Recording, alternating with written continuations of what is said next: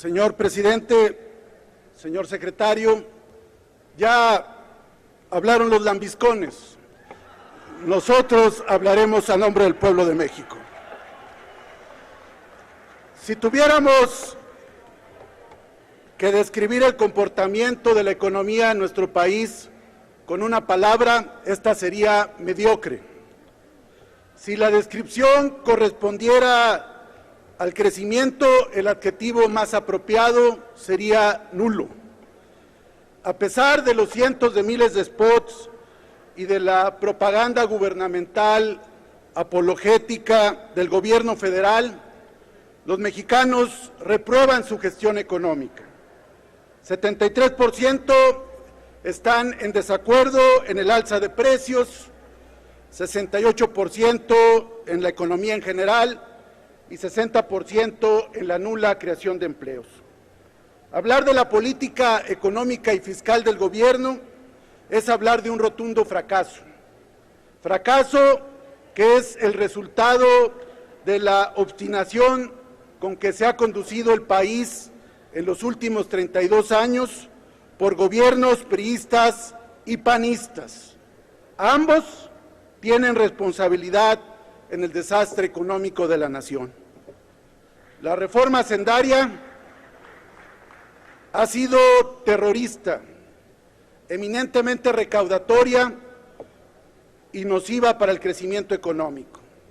En este gobierno se han roto todos los récords en aumentos presupuestales e incrementos de impuestos, los más altos en la historia del país. Casi 4.7 billones de pesos es el presupuesto proyectado para el 2015. Se gasta más, pero se crece menos. Esa es la gran paradoja. Nosotros votamos en contra de la reforma hacendaria, de toda, no como el PAN, que también votó la Ley de Ingresos y el Código Fiscal de la Federación, de todas de las 7 leyes. Y el tiempo nos ha dado la razón. Este gasto público no ha impactado el crecimiento económico en gran medida por los altísimos niveles de corrupción imperante. La corrupción no es, como dice el presidente Peña Nieto, y lo cito textualmente, un tema de orden cultural. En esa versión remasterizada de José López Portillo de que la corrupción somos todos. La corrupción la realizan pillos y traficantes. Se alimenta de la impunidad y se alienta desde la cúpula del poder. Las reformas estructurales y en especial la reforma energética son un pasaporte a la corrupción y estas reformas contaron con las complicidades del Pacto por México. Por eso no le queda ahora a la derecha pretender lavarse la cara ante la coyuntura electoral. Son corresponsables de estas decisiones. Pasamos, señor secretario, del momento de México al tormento de México, al tormento de la corrupción. Por ejemplo, en el colmo de la impunidad, Amado Yáñez de Oceanografía es asesor informal del Servicio de Administración y Enajenación de Bienes que depende de la Secretaría a su cargo y fue presentado por el titular de este órgano el pasado 9 de junio en una reunión con acreedores de la empresa. Lo dijimos en la reforma energética y nunca se desmintió esta situación. No solo no se le ha castigado, sino que es inaudito que ahora sea asesor y se utilicen sus servicios. En reuniones con funcionarios de la Secretaría de Hacienda en el marco de la reforma energética, el subsecretario de Ingresos, Mesmacher, reconoció la incapacidad de la Secretaría a su cargo para fiscalizar todo el cúmulo de negocios energéticos que vendrían con las transnacionales petroleras. Estas operaciones privatizadoras, donde tendrá mucho que ver la Secretaría de Hacienda, traerán consigo más corrupción. Corrupción en los contratos, en las licencias, en la fiscalización, en las regalías, en los porcentajes de utilidad, tramos inmensos de corrupción como la que se avisora también en el negocio transeccional del aeropuerto de la Ciudad de México, donde los favoritos de este gobierno, como la empresa que más contratos ha ganado, OHL, o personajes como Roberto Alcántara y demás miembros de la oligarquía surgida de este mar de corrupción, ya se frotan las manos. Estamos en el peor de los mundos. La función pública, como secretaría, se encuentra en el limbo y no existe la tan publicitada Comisión Anticorrupción. Y contamos, por otro lado, con una auditoría superior de la Federación debilitada. Hace un rato escuchábamos reproches entre el PRI y el PAN sobre con quién ha crecido menos el país. Esa es la discusión, triste discusión, con quién ha crecido menos. Se enojan en el día y duermen juntos en la noche. Por tercer año consecutivo se nos pronostica un crecimiento cercano al 4%. ¿Por qué habríamos de creerle respecto del futuro si han fallado en todos los pronósticos? Parece más un dogma de fe, esas metas irreales, un manoseo de cifras para seguir haciendo propaganda, o de plano una parodia que bien podríamos llamar atínale al crecimiento. Y no solo han fallado los pronósticos, sino que no hay una explicación convincente sobre las causas de ello.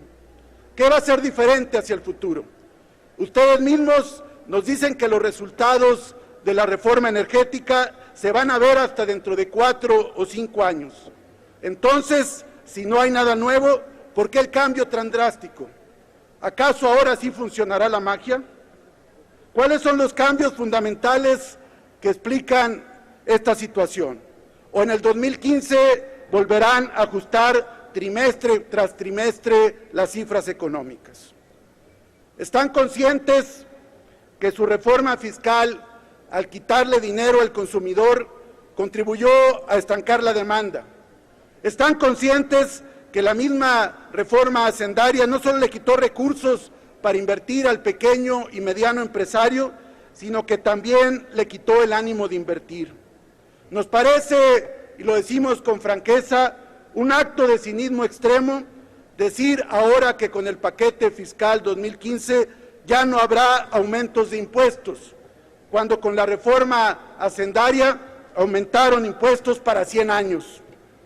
Y solo en lo que va de este gobierno han habido 22 gasolinazos. Una buena noticia para la ciudadanía sería echar atrás el aumento al IVA en las fronteras, o restituir el régimen de pequeños contribuyentes, o acabar con el terrorismo fiscal para la mayoría y los privilegios para unos cuantos favoritos del régimen. Señor secretario, quisiéramos además introducir un elemento en el análisis económico: la valoración del Producto Nacional Bruto. No solo el PIB o Producto Interno Bruto, que es la suma de los bienes y servicios que se producen en un país. El tema es muy relevante dada la creciente extranjerización del PIB nacional que su gobierno va a agravar con la reforma energética. Para que se entienda claramente el problema, pondremos un ejemplo por todos conocidos: la banca, la que tanto se exalta en la reforma financiera. Las utilidades de la banca en México están contabilizadas en el PIB. Por lo tanto, cuando aumenta el PIB, no tendríamos que alegrarnos, porque esto significa más utilidades, más comisiones y más intereses usureros de la banca. Este aumento solo beneficia a los grupos económicos extranjeros, a los dueños de dichos bancos que concentran casi el 70% de la banca. Por esa razón, nosotros creemos que con el PIB petrolero, si este creciera, que lo dudamos, con la reforma energética, la pregunta es si crecería el Producto Nacional Bruto. O sea, si este crecimiento no solamente va a ser para los extranjeros, ¿cuánto va a ser para los mexicanos? Tramposamente, en los análisis económicos siempre se soslaya el Producto Nacional Bruto, que son los ingresos de los nacionales y no solo de los extranjeros. Concluyo, presidente. Este gobierno es una mezcla de populismo endeudador y salinismo corruptor. En el 2014, el techo de endeudamiento fue de 650,000 millones de pesos y 10,000 millones de dólares. Para ahora están proyectando un endeudamiento de casi 600,000 millones de pesos y 6,000 millones de dólares. Esto sin considerar el Pemex Proa, el tercer rescate ominoso en la historia del país, con el cual se sellará la administración de Peña Nieto. Ya fue el Fobaproa, ya fue el rescate carretero y con Peña Nieto viene el Pemex Proa. Este régimen neoliberal, señor secretario, que usted representa, ha concentrado la riqueza y aumentado la desigualdad, siempre con la misma cantaleta de que tras cada reforma vendría la prosperidad. Y en realidad es que solo ha prosperado, como se llama ahora el nuevo programa gubernamental, Prospera, solo ha prosperado la camarilla de Enrique Peña Nieto y los grupos económicos que lo llevaron a la presidencia.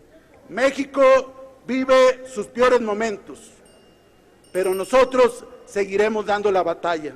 No claudicaremos, no nos vamos a rendir y no nos vamos a cansar. Es cuanto.